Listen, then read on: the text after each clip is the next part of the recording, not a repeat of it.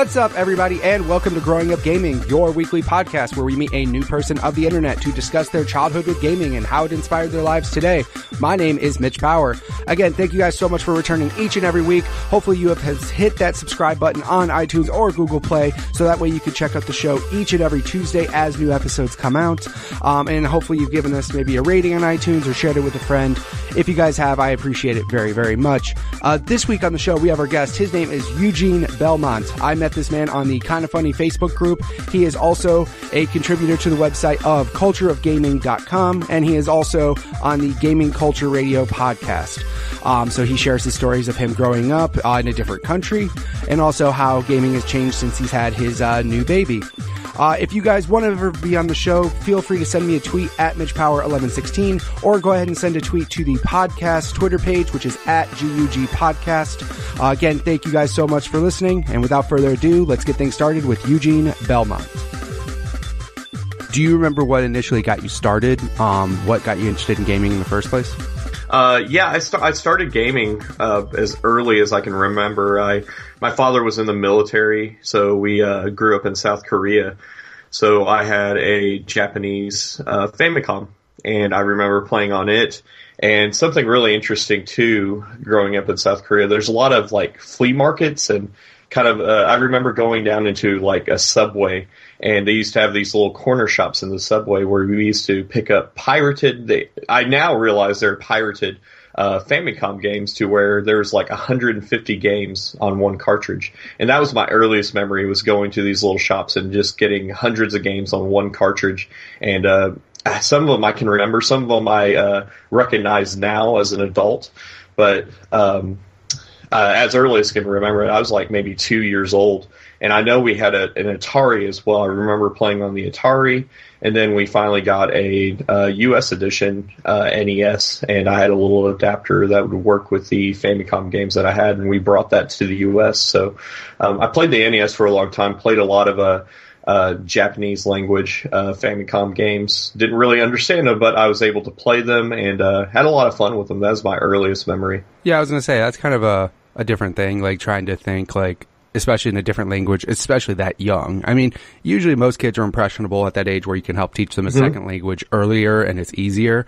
But, yeah, I can imagine that being a little hard to maybe understand, but also too, it's not like a majority of those games had such a compelling story unless you were talking like RPGs, you know. It's not like you had to read text in Mario, you know what I mean, or Mega Man or that's the way it was, because you got to think the NES, the games that were on the NES didn't have a lot of text or dialogue. I do remember when I was younger, there was a few games. One game I remember was called Banana Prince, and it was an anime.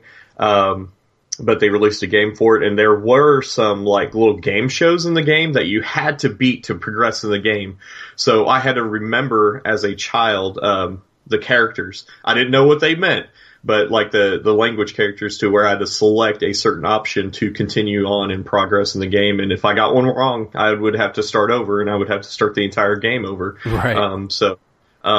It was just memorization, basically, of like, oh, I need to click this, or I need to click the second one. So it was definitely a challenge. But like you said, like Mario, you know, you don't really need to know the language, or Gradius, or any kind of combat game, or, you know, platformer. You don't really need to know the language at all. And that always blows my mind nowadays, where people are playing some of these games that are so story heavy. Like, you know, when you hear like people like Andrew Gofarb at IGN who played Persona 5 in Japanese first, and I'm just sitting I have no idea.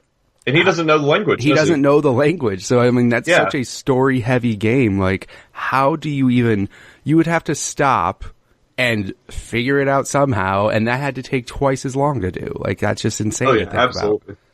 About. I guess if I know he really loves the franchise, so I guess if you can really enjoy the combat and really enjoy the exploration aspects, then absolutely you could do it. But I don't know if I could really get the enjoyment from it, but we know that he replayed it in English, so that's not an issue for him. But I guess if you love a franchise that much, you can get through it.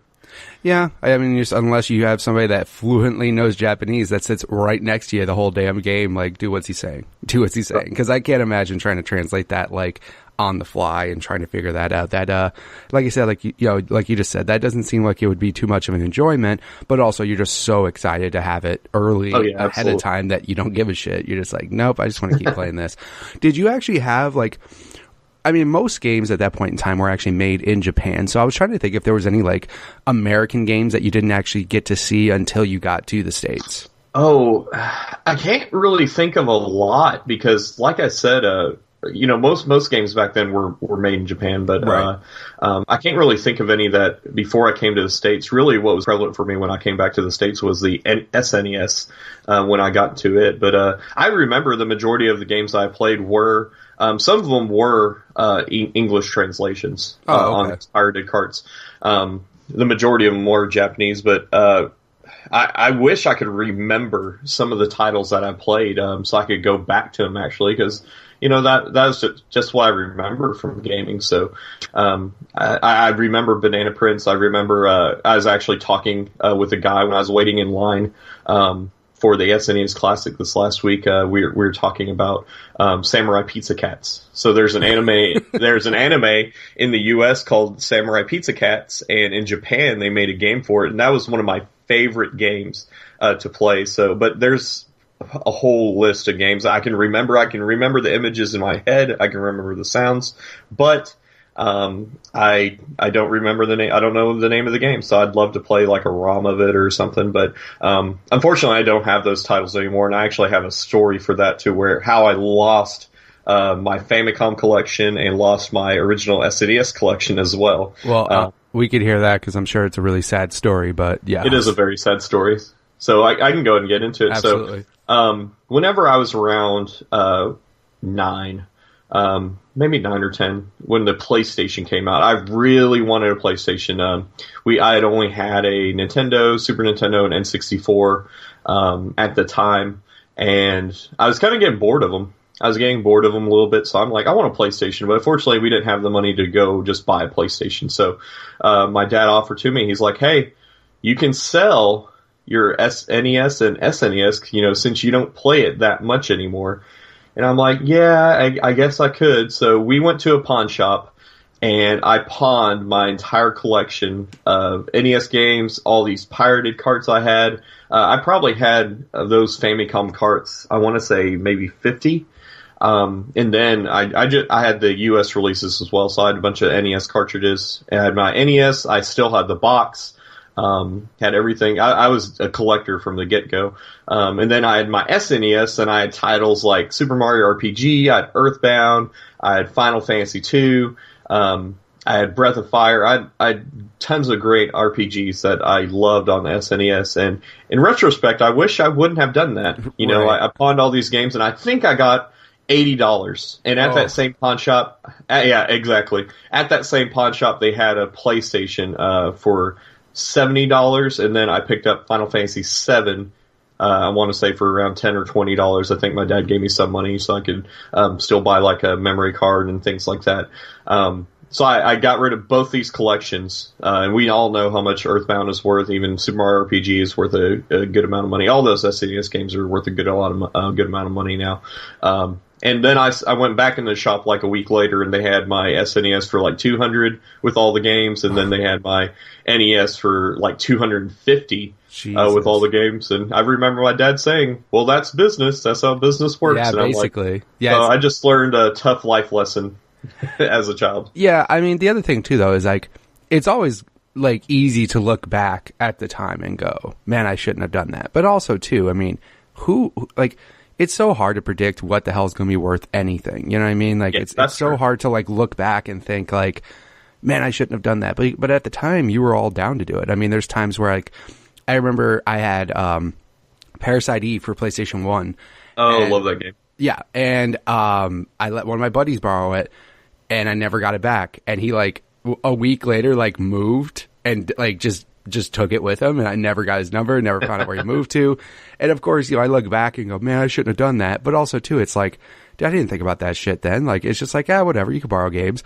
You know, same thing with, you know, who would have thought that, games like Earthbound or Mario RPG, because at the time they weren't super hard to find or anything. They were just games that were out there. Now you look back 20 years later and you're like, oh shit, that was like impossible to find. Like, I bet you when someone bought stadium events back in the day, he didn't think this is going to be the most expensive game in the world. You know what I mean? Yeah. He probably was just like, oh, cool, I get to do track and field. Yay. You know what I mean? Like, it's always weird to like, and it always happens to random shit too. Like, it's so, certain games obviously have that allure, like the Final Fantasy games, like they have that lineage, and that's why they become more popular and more rare and worth more. But then you get those one-offs, Bonk's Adventure. Like, what? Like, who buying that thought that was going to be worth anything? So it always happens, but it's okay. So to put a positive spin on it, I guess I would have never experienced all the PlayStation titles that I was exposed to when I was little if I hadn't done that. So exactly. I guess I like to think of it from a positive, because I got to play so many great RPGs, and because I was late into the PlayStation cycle, like all my friends had all these collections, so I would just borrow these games. And then my friend also gave me it was this, and I can't think of the name of it right now, but there is this little cartridge that would plug into the back of the PlayStation. And this little cartridge would allow you to put cheats in the game. But it would also, it was kind of like a Game Shark. I can't think of I've looked it up before, and I'm like, oh, that's what I had. And they're actually highly collectible right now. But you could actually plug it in, and it would play Burton games. So people could make me copies of their PlayStation games just on their computer with the normal CD, and I'd be able to boot them up with this little attachment that came with the PlayStation. So I got one of those, and I was able to just build up my collection with all these games from my friends that I would borrow, which is highly illegal. I wouldn't, Well, yeah, absolutely. I wouldn't think about it. I wasn't thinking about it then, but I would get to play all these games, and that's how really I fell in love with RPGs, was playing games like Breath of Fire 3 and Alundra and Parasite Eve and all those classic Squaresoft games as well. So I fell in love with a lot of RPGs during that time. Yeah, and again, like you said, like had you not traded in all that stuff, you wouldn't have experienced it. So I mean, there's always a positive spin on it. I was going to be real sad if you were like, we had a house fire and it all burned to the ground. Like, that would have been way more sad. But no, like, you're good, man. I mean, like I said, you make decisions at the time to trade in stuff. So many people say don't trade in your consoles, or don't trade in your games. Like, so many people say that stuff. But also, too, I grew up where money was tight, and I got 1 or 2 games a year. And, the worst was when you had to pick and choose what one game you wanted for the next 6 months. Because my birthday was in June, so, like, Christmas and my birthday were just like a 6-month cycle. So I'm sitting there like for 6 months thinking, man, what game do I want? What game do I want? And then I get a game and it's trash. Yeah, you kind of want to get rid of it and just cut your losses. We're definitely spoiled. We're definitely spoiled, or we're spoiled now. Back in the day, it was the same for me. It was Christmas time. I would get those 1 or 2 games, and those were my 1 or 2 games all year long. Unfortunately, my birthday is in November, so it's right before Christmas. So that was the holiday season was when I got a lot of games. And then luckily, too, we had Blockbuster when I was little, so I was able to go to Blockbuster, whatever it was, $3 or $4 a week, get a title. But most of the games that I played, I had to go over to a friend's house, or we used to trade and, borrow each other's games. I mean, that's the way things were back then. So we're definitely spoiled nowadays, where it's like, what am I getting this week when it comes to gaming? Right, and that was always my favorite thing too, because as long as you had a core group of buddies that all had the same system, you would like coordinate with them, like, bro, what are you getting for your birthday? Oh, you're getting this game? Okay, so I'm gonna get this game, so that way we could trade off, or I can go to your house and we could play, and like, that was always the case. Like, I remember that for a long time, especially when it came to, because I was more Genesis and everything. Exactly. So like during the Genesis, you were the era, Genesis friend. Yeah, well, I mean, everybody in my neighborhood had Genesis, and then there was the one guy who had SNES. So like when there was the awesome game that came out for that, we'd go over his house, see what he had. But then like for us, for Genesis, it was like, cool, you're getting Mortal Kombat. Okay, I'm getting X-Men. Okay, what are you getting? Like, we used to do that, and, and I remember the PlayStation thing you're talking about too, because my buddy had one as well. I never had one, but like, yeah, there was a thing that plugged in the back, and then I remember there was like, there was different versions of it, but there was a spring that went inside the disc eject thing.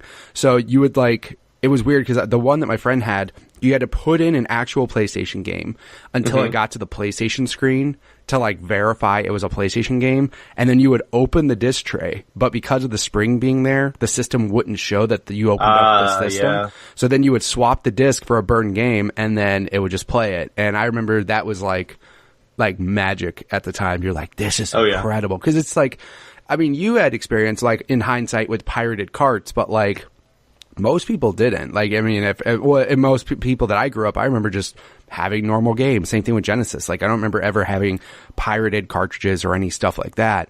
But yeah, when it came to as soon as discs became relevant, man, yeah, that was piracy shot up. I mean, PC gaming had it forever, but you know what I mean? Like home console stuff, that's where it was definitely new and everything. So at least you had friends though that, you know, you could trade off with and stuff, and friends that got you games at least being burning them. So.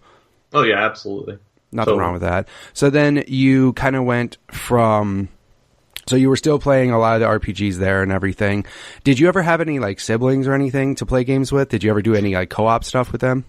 So yeah, I had a sister growing up, and we would always get super competitive. I just remember when I was younger, just playing NES and Super Nintendo, when we'd play Tetris or we'd play Street Fighter, a lot of competitive games. And I remember she didn't like games as much as I did, but she was actually very good at video games. She's better than I was. Of course, she was the older sister. So she would like say like, hey.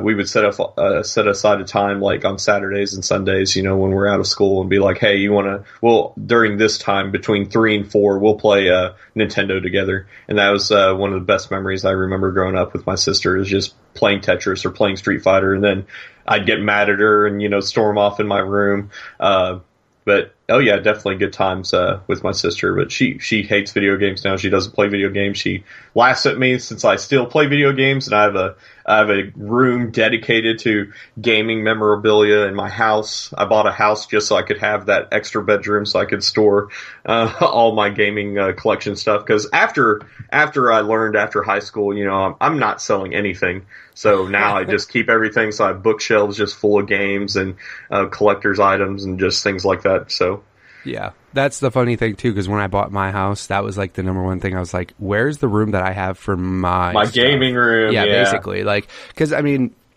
we were renting a house before I bought my house, and we had basically the one living room that had all the game consoles in it, but also that's where we watched TV at. So, I mean, basically, for me to play games and everything, I had to wait until either my wife was asleep, my wife wasn't home, my wife didn't have something on TV she wanted to watch, like, or, you know, there was also a lot of TV that we would watch together. So it was really hard. So then as soon as we got our own house, I was like, this ain't working anymore. I need a TV. I need a room. You have your room. I have my room.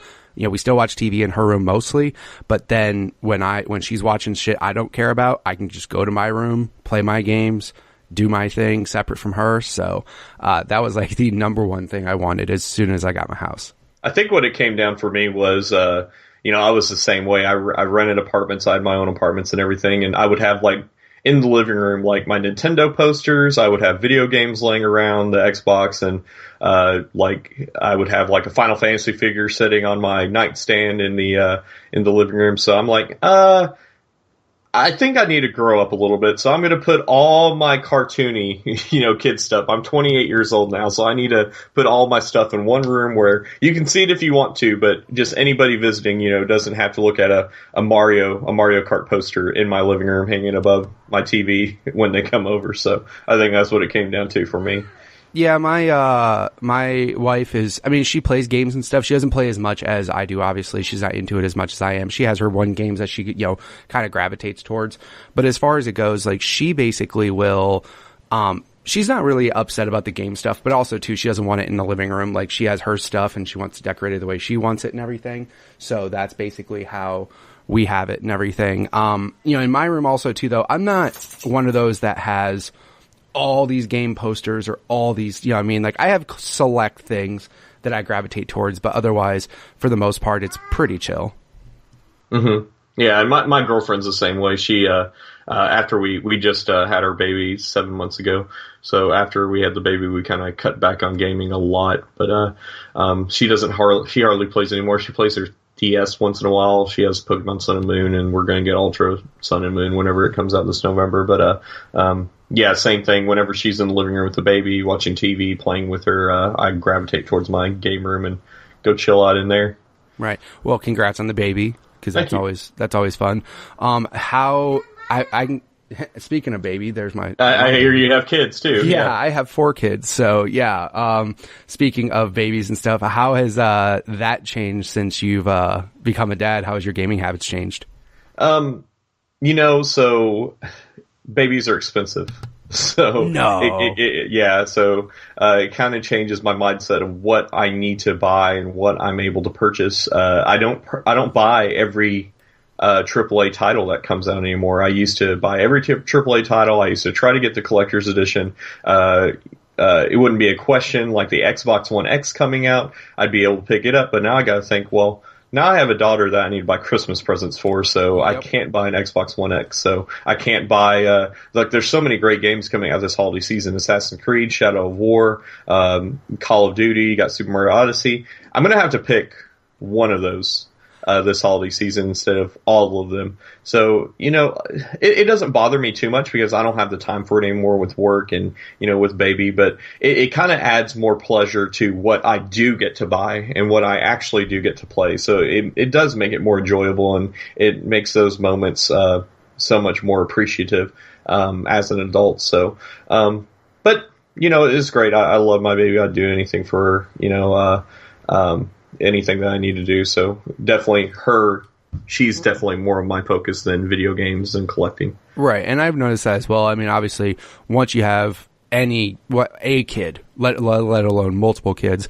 I mean, for me, it's not even a matter of like, thankfully, financially, me and my wife have pretty good jobs. Like, we're able to afford things that we like and everything.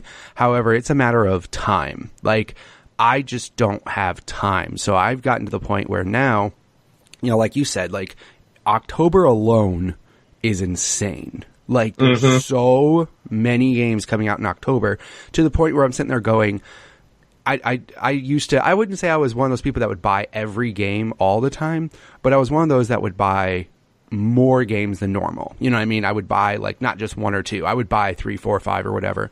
But now it's gotten to the point where, like you said, I value my game time more. So now I shift more of my focus towards, it's funny because before I used to be Call of Duty and just multiplayer games and all that stuff. But then as you grow older, as your friends grow older and have their own families and their own lives or whatever, the whole multiplayer aspect of it, it's nice when it happens, but it's not something that happens very easy. You don't have the time for it anymore. Yeah, exactly. So now I'm more focused on like, if somebody told me there's a single player game that's 10 hours long, I'm like, hell yeah, that sounds awesome. I'm going to knock that game out and actually feel like I accomplished something rather than just playing these endless games where they don't really have an end. I will usually find 1 or 2 multiplayer games that like I gravitate towards. Like for a while I played Halo 5 nonstop. Like that was the one multiplayer game I did. And it was Call of Duty for me, so I totally understand what you're saying. But now it's more like, oh man, dude, I just want to play a single player game. So now I'm looking at like Shadow of War, Wolfenstein, Mario, not saying the other games aren't awesome, but also, like I said, I just don't have the time to play it. I recently bought Cuphead, which is incredible. Also very nerve-wracking. So that's the other thing too, is you don't want to, in a way, I want to focus on games that I'm not going to say are easy, but when games also piss you off when you play them, you're kind of like, why am I wasting my time playing this right now? I'm getting super Why am I off. stressing right. myself exactly. out? Like, I stress about other things in life. Why do I go to the one thing that's supposed to give me joy and stress on this shit? Like, that everybody who said that game is hard, they're 100% correct. That shit is not easy. I've heard about it, and I'm definitely going to pick it up this weekend. It's fun though. It's great, but again, like the only thing I'll say is it's very fair. Like it's not one of those that's like, that's bullshit, I don't know how I died.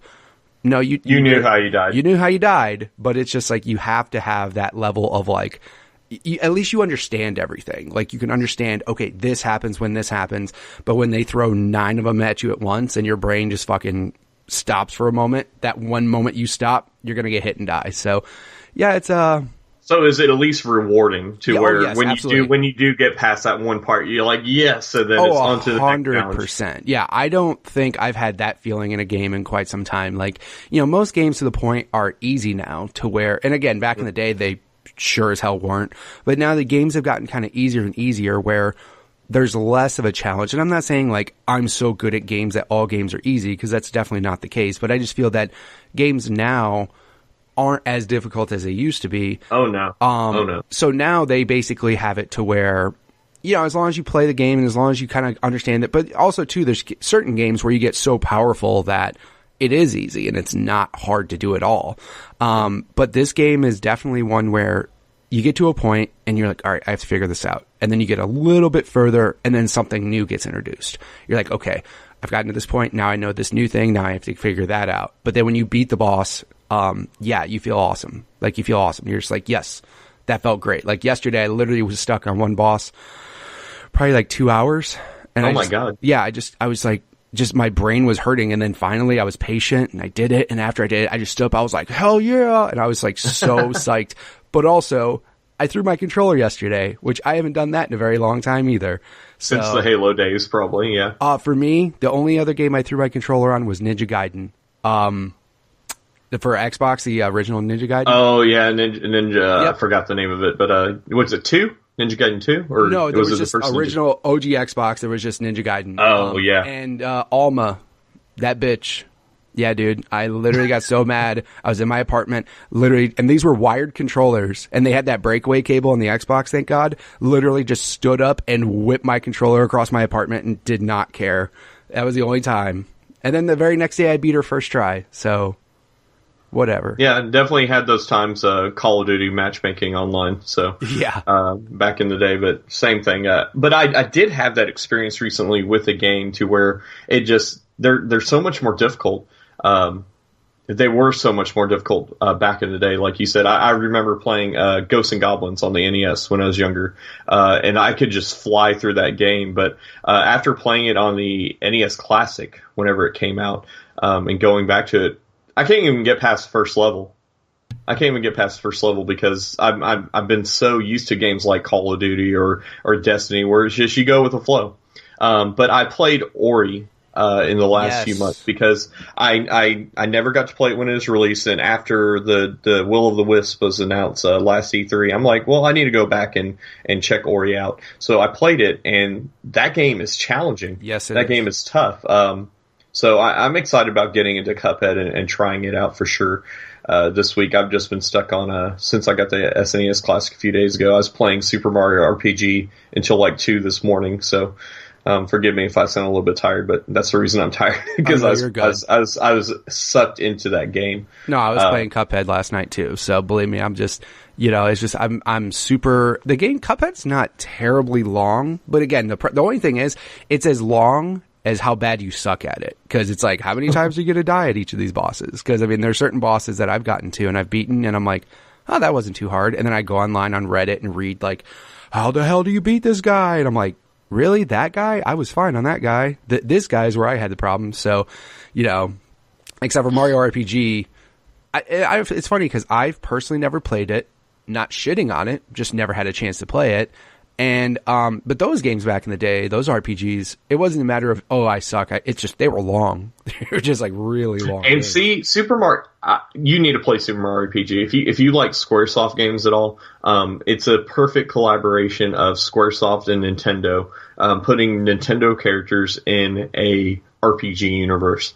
So it's not that it's long. It's not even that long. I'm already halfway through the game. Oh, sure. It's just that, it's so addicting. It is so, the story is so fantastic. The characters are so lovable. And really nowadays, like, I wouldn't see myself getting back into that game, because I have such a huge backlog of games that I still need to get into. And then the holidays coming up, I can't believe that I spent 6 hours yesterday playing Super Mario RPG for the SNES. So, it's just that is my favorite game for the SNES. So I'm like, I'm going to play it, and then suddenly I'm playing it for 2 hours, and then 3 hours, and then 4 hours, and then it's 2:00 in the morning. So yeah, exactly.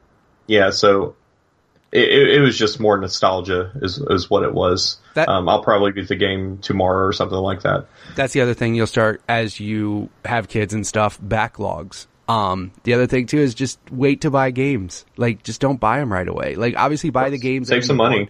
Yeah, 100%. Like, there's no need if you don't have the time to do it. Like, that's the one thing that I remember saying that on another podcast, and they were just like, what do you mean you don't buy everything right away? I'm like, I don't buy everything right away. Why? Like, so I can have it sit there and collect dust because I won't have time to play it. Like, I remember Resident Evil 7 came out. Everybody's saying it's awesome. Everybody's saying it's good. And I had so many other games just backlog from when I bought them when they were on sale before. I'm like, I'll just play some other stuff I got. Now, look, a year later, Resident Evil Gold Collection is going to come out. It's going to have all the DLC. It's going to have this extra stuff. And I could probably get it on sale for cheaper. So, you know, there's certain games, yes, of course, I want day one. You mentioned Shadow of War. I actually just changed my desktop background to Shadow of War because Shadow of Mordor, it's funny. Fantastic game. It's funny because I'm not going to say I don't like Lord of the Rings, but the first movie made me fall asleep, so I didn't even care. I'm just not into that, like, fantasy setting, you know? But then I played Shadow of Mordor just because everybody said it was good, and I don't give a shit about Lord of the Rings. That game is incredible. Like, that game is so good. Such a good game. And then I saw the trailer for Shadow of War and freaked out because it looks so good. So, yeah, I'm just, that's coming out, not this Tuesday, but next Tuesday. So, I'm going to be all over that game until Mario Odyssey comes out. And then, Mario will probably be my game. And then, of course, I'll get other games for Christmas. But again, that's where it becomes my backlog. You know what I mean? Like last year, I had Dishonored 2, which I got for Christmas, and I just kind of hung on to that until I had time to play it. Played it, beat it, awesome, got rid of it. But I am one of those people, though, unless it's one of those core franchises, I'll get rid of my shit. I don't care. Like, I'll get rid of things as soon as I beat them. I don't really care. Only certain franchises I'll buy the collector's editions for. But yeah, also it's just, you know, you don't have, it's not even like if you don't have money, even if you had all the money in the world, you could buy all these games, but then they're going to sit there. You don't have time. Yeah, I have a couple of embarrassing games that I have in my collection right now that I have not touched. One of them is Metal Gear Solid 5, which I love Metal Gear Solid. God. Yeah, I love Metal Gear Solid. I played them all. That's one of the games I had on PlayStation that I played, but played all the Metal Gears.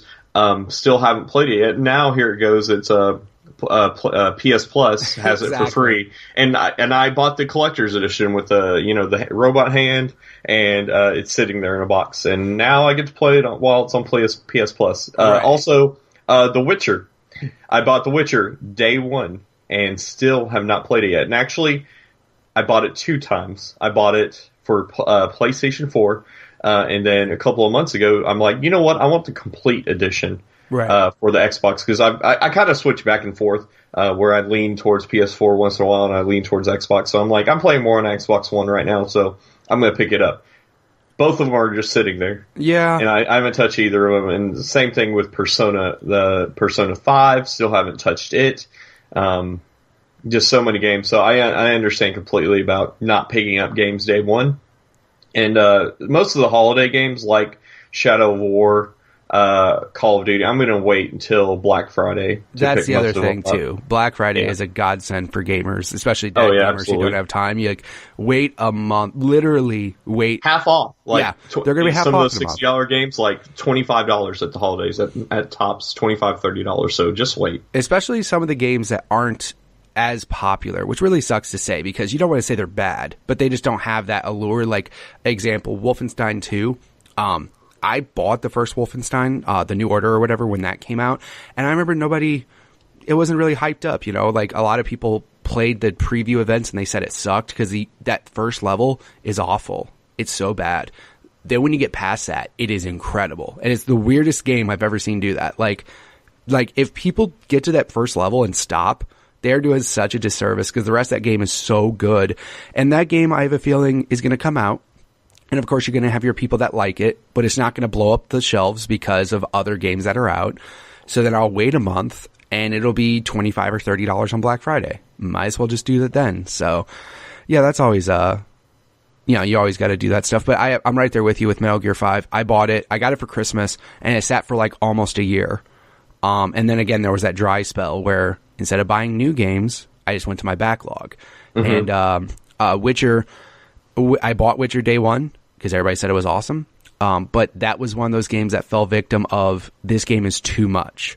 Like I'm one of those guys that when I play a game, like an open world game, I want to try to do everything. Do everything and go down. Yes. Yeah. And the problem was I spent, and people will say I gave up on, I spent 45 hours on Witcher and I literally saw that I saw the world map of where I was, not including the new places I haven't gone to yet, just the map I was in, and I did nothing. Like, it's overwhelming. Yeah, it's so overwhelming. And I gave up. I was like, I get this. This game is great. Even though I'm not into the fantasy and all that crazy shit, it's got great gameplay, it's got great graphics, good storyline, good characters, good voice acting, all this shit.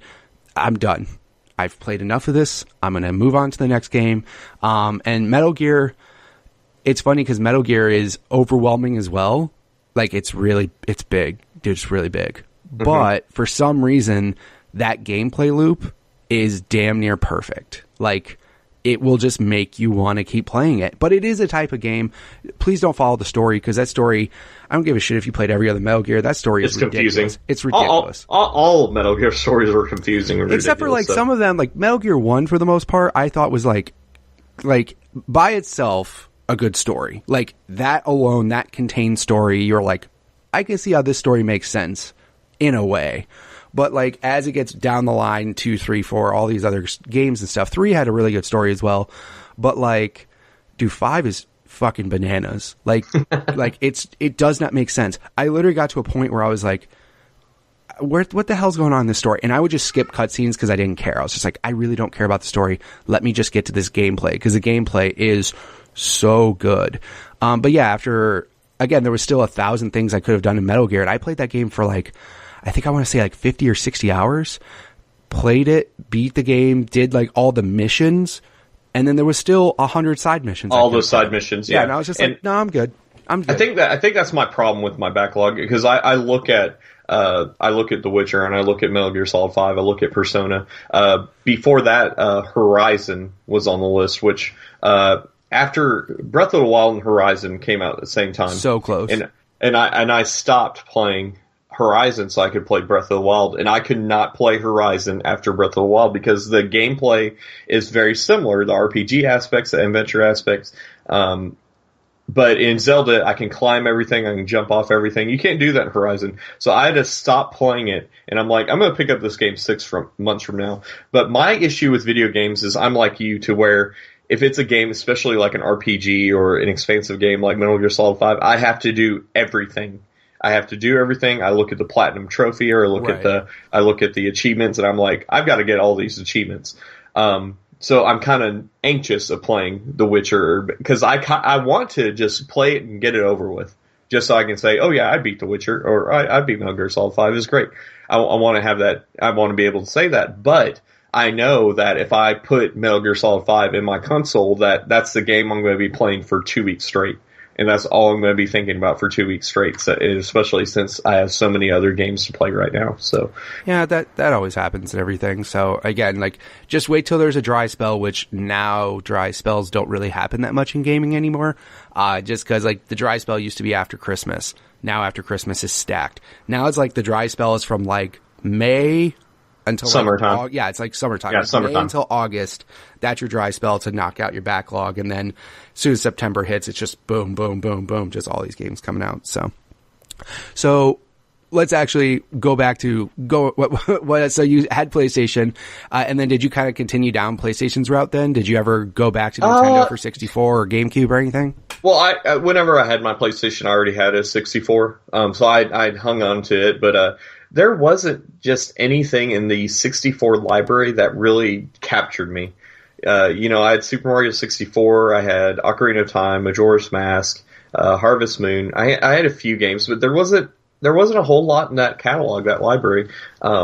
That's why I did kind of switch over to PlayStation, and then I did get a PS2, but whenever the PS2 and the Xbox started coming out, I was a teenager, so I was able to play a little bit more, and I got a little bit more diverse. But I always leaned towards PlayStation until the Xbox 360 came out and the PS3 came out, which I bought a PS3 first. Within the first few months of release, I paid like $700 for it, whatever. Right. Whatever price it was.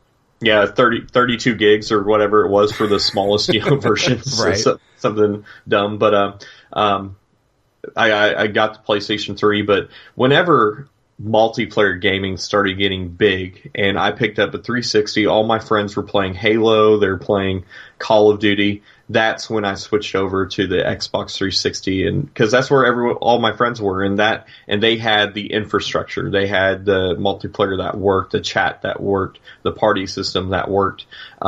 So I kind of lean towards more with the 360, but I'm not really biased now. I mean, I have all the consoles now.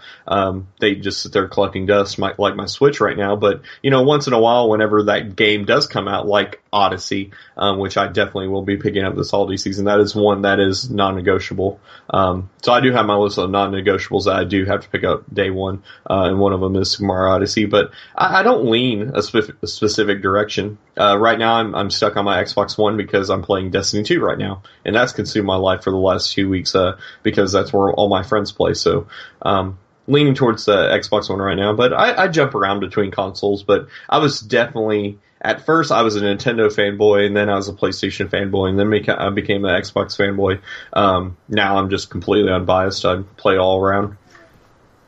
Yeah, I also have all the consoles as well. I primarily play on Xbox, and like, yeah, you said, as soon as multiplayer games became relevant, like, if you it's funny because people who only had PlayStation and didn't realize how far advanced Xbox was in the online realm, like, they had doing things like we took advantage of, like party chat and just like, gamer, like, obviously PlayStation got shit right with PS3 as far as a single gamer tag instead of, having multiple names for, at least they got that down. But just overall matchmaking was better. Chat was better. Some games had consistent chat, you know what I mean? Like, it was just so much better on 360. But yeah, nowadays, I mean, I still think Xbox has some nicer features, and I still think they lead in that category. But overall, I mean, most people now, especially when you get not older, a whole lot different. Yeah, not a whole lot different. Not a whole lot different. Yeah, some of them, like, the only thing I'll say Xbox has now is, like, looking for group, which is basically, instead of going to Reddit and looking for group, you can just post it on the Xbox and matchmake that way. So, I mean, that's, they're still trying to do things to innovate and stuff, but overall, I mean, chat's the same, online quality is the same and everything for the most part now. So...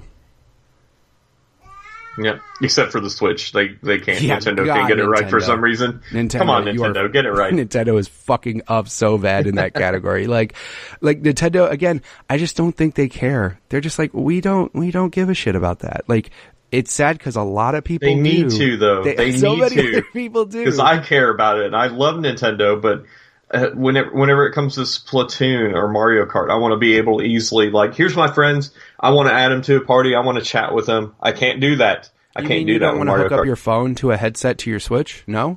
No, I don't want to do that. I don't want to have this dumb squid cord that I have to go to GameStop and pay like $30 for. Dude, when I saw that diagram of how they expected you to hook shit up, I laughed out loud. Like, got one of those LOLs. I literally was like, what the hell is that? It reminded me of the PS2 days. Like, I remember setting up my PS2 whenever I first got broadband, whenever I first got DSL or whatever I had back in the day, and hooking up your PlayStation to a network was so complicated because I had that box, I had my Ethernet, I had my modem, and it reminded me of all these hookups I'd have made, and then trying to hook up to the infrastructure as well with they had like it's a special program you had to use on the PS2 to hook up to the PlayStation network.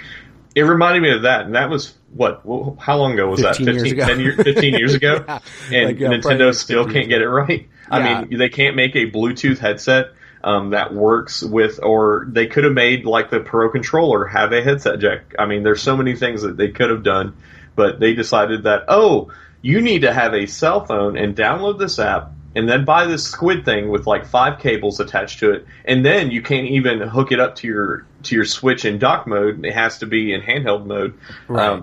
All confusing. Like, very get your confusing. shit together, please. Like, it is so bad. Also, I was kind of upset the fact that I always found this interesting, how you can't do voice chat in-game, but in the lobby, which is not cool. What's the purpose? Right. What's the purpose? Real quick, if I'm playing Smash and I'm whooping my buddy's ass, I want to be able to tell him as it's happening. Because I don't remember that shit 5 minutes from now. Like, like, I can't, after the match is over 5 minutes from now, bro, you see me? I messed you up. Like, it doesn't have that same allure as you screaming at him as you're having it happen. Yeah, I think it's sad that most people that I know that chat online on Nintendo, they use Skype or they use Discord.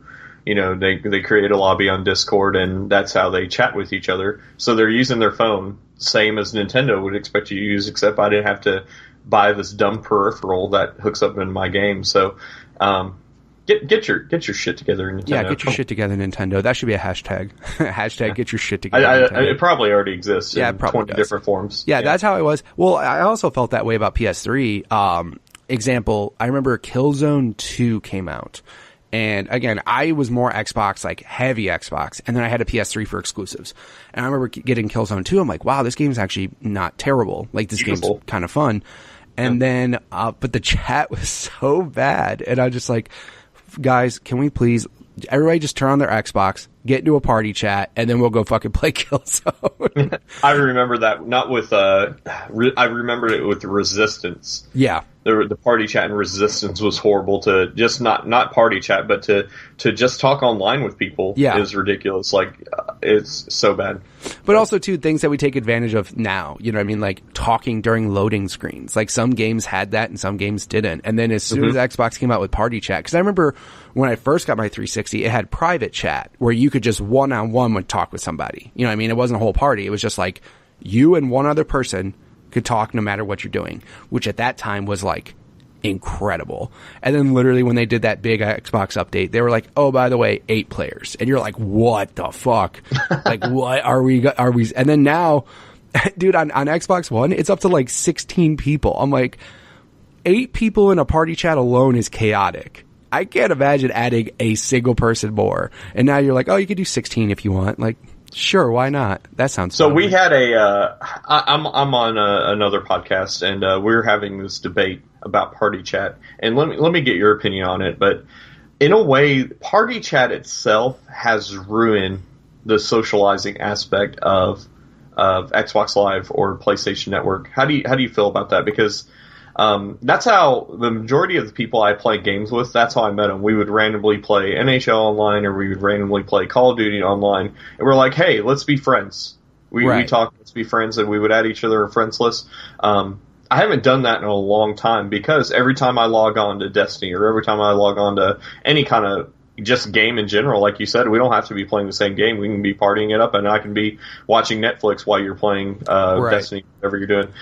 How do you feel about the socializing aspect, how it's changed with party chats? So as far as party chat goes, I 100% agree with you. Because now you don't have to hear bullshit. Like, that was the problem back then. You had to, I'm not necessarily saying you had to, like it's a terrible thing, but you also had to hear people playing music too fucking loud. You had to deal with people having conversations with other people in the room that weren't in the game. Like, there were things that were happening that made party chat necessary if you were hardcore into playing the game, you know, like trying to be strategic and play the game. So in a way, party chat has made that aspect of it better. I do get what you're saying, because like, if you just get into a random lobby now, like if you play a random game, you're not going to hear anybody talking because everybody's doing their own party chat now. Exactly. So in a way, that's definitely hindered how people play games online and everything. However, now we also have the internet being more relevant when it comes to looking for groups and stuff like that. Like, now the new social thing is posting a looking for group on Xbox and having people find that. But that's also them searching it out. You know what I mean? So the whole, like, if you want to make it a social experience, you can easily make it a social experience if you want to. But if you're not, you know, you could search those avenues. You can go to looking for group and find somebody trying to do this particular thing. So in that aspect, it's easier. But the discovery of just randomly finding new people without searching for groups and stuff like that is pretty much impossible now. Like, it just doesn't happen. So it doesn't happen. And I had that issue last night. I was playing Destiny and I was playing Crucible, and we're playing Control, which, you know, you have the points A, B, and C that you got to take control over. And the people I were playing with, they were just idiots. And I just wanted to get on my headset and just be like, guys, we gotta play this way. We've got to do this. We've got to strategize. And I can't strategize with them because no one is in the lobby chatting. Everyone's either on party chat or they're not wearing a headset at all. So I do miss that aspect that, you know, their communication is there's lack of communication with playing people. No one's wearing heads, which I understand. It used to get so annoying on Call of Duty, kids yelling or kids, calling you racial slurs and cussing at you, and playing rap music in the background or whatever it is, or Dude, dogs barking, kids screaming. The music, I think the music. I mean, obviously, getting called a racial slur over and over isn't fun either. But like the music, and then the conversations with other people in the room, like they would just talk to their boys on the couch, and I'm like, dude, what the fuck? What are we doing right now, man? Like, can we play this, please? But yeah, the music was really loud. So like, again, it was the best was the Wild West days before everybody had it. That was the best. 'Cause like, I remember playing on Xbox, the original Xbox, playing Halo 2. And that's where, like you just said, I had that experience where you meet random people and you stuck playing with them forever. You know what I mean? Like that was, 'cause it's not like everybody had high speed internet, let alone like DSL or cable internet. You know what I mean? So it was a lot more of a smaller market. So like most of the people playing were adults who like enjoyed playing and wanted to chat, not 10-year-old kids who just got it for Christmas and want to blast music, so like I would say in the early days of it, like super early Xbox 360, but definitely original Xbox, it was more of a niche thing to have all the necessary steps to have voice chat or even play online to begin with. But that's where I had way more fun with it. But yeah, once everybody got it, it was especially the Call of Duty. I think that's kind of where it got real bad. Like not saying Call of Duty caused it, but just Call of Duty was so popular that everyone and their mother had it. And then that's when little Jimmy, who would call you the N-word 900 times, had it. And that's when it got worse. Or make fun of your mom or make whatever. Fun of your mom and how he just banged your mom the night before. And you're like, dude, I may be your dad if you keep talking. Like, you better shut your mouth. So yeah, those were always the fun days. So, and again, the thing is now is it's funny because that's definitely not as relevant either, just because no one's talking. Like, it's funny because it's gone now, but also too, I know people that put themselves in party chat just to not hear anyone else. Like, they just don't want to hear bullshit from other people, so they just put themselves in party chat by themselves. Just so they can mute everyone. Just to hear silence without having to go in and individually mute all these people that are being assholes. So I guess it works now. So, and then we've kind of gotten to what you're doing now. So obviously you're playing stuff now, baby kind of slowing things down a bit. But of course, that's always going to happen, especially when they're a baby. Like, wait till they're more self-sufficient and then it'll get easier. Yeah. And that's what I'm excited about, because not only because of the self-sufficiency, like you said, but I want to play games with my daughter. Like, I want her to have the same experience as I did, and I have an NES console, I have an SNES. I want her to start with those. I want to play with my daughter, and that's really what I'm waiting for, and I'm excited for. Do you play with your kids at all? Yeah, all my kids play games. Obviously, they saw me playing games, and then just, they started out slow, but now my son, like, used his own money, bought his own Xbox One. He has his own TV in his room, his own Xbox One in his room. He bought them all himself. He saved his money. So yeah, he plays a ton of shit. My other daughter, she plays like Roblox, Minecraft story. She's actually big into Minecraft story mode. I mean, obviously your kid's going to play Minecraft. Just if you don't like it, just get used to it. But your kid's going to play Minecraft. And then, basically now my son, he's more into, like, he actually is playing more mature stuff. So he's going to be 12, but he's playing like Dishonored. Like, that's the other thing too. When you get to that point where, as a gamer, you'll at least know what games are good, and you can judge it off your kid's character and how their maturity level is, like what they can play. But he plays a lot of Titanfall 2. He plays Minecraft, of course, but he's also into like Subnautica, Ark Survival. Nice. So he's playing like a lot of stuff, and we'll occasionally play things together, but also he plays like games like Ark and Subnautica, and I don't have any interest in them, but I'm like, good for you, kid. If you want to play that, that's on you. But he plays a lot of Titanfall 2. My favorite, though, is that when he gets cocky and still thinks he can beat me, which is not true. He's like, Dad, if we were playing, I'd probably be first place. I'm like, you're so cute. No, you wouldn't. Let's play a match. I was going to say, let's play one-on-one real fast, and we'll find out what happens, because he's done that before, too. He's gotten cocky in Halo, and he's like, Dad, let's play Halo. I'm like, you sure? Oh. He's like, yeah, let's play. I can beat you. No, you can't. He doesn't understand your OG. So. Yeah, he doesn't understand that I've been doing this as long as he's been alive. So, literally, I've been doing this as long as he's been alive. So, yeah, that's the difference. So, if people wanted to check you out on PlayStation or Xbox or anything, where would they go to do that? So I am on a website, cultureofgaming.com, so you can check me out there. I write a lot of reviews, write a lot of editorials. We're a growing community, growing website, so please check us out there. You can also check me out on Gaming Culture Radio, our podcast. Now, we are hiatus right now. We are having some technical issues, I'll call them that. But we're probably starting a new podcast soon, but cultureofgaming.com. You can add me on Xbox Live, nom, like RUM. -NOM-NOM, which I'll probably change my gamer tag soon. I've had it for 10 years. I don't like to disclose my PSN ID because I've had it since I was 18 years old. Oh yeah, we don't need to get into those stories. We don't need to get it. We don't need to get into.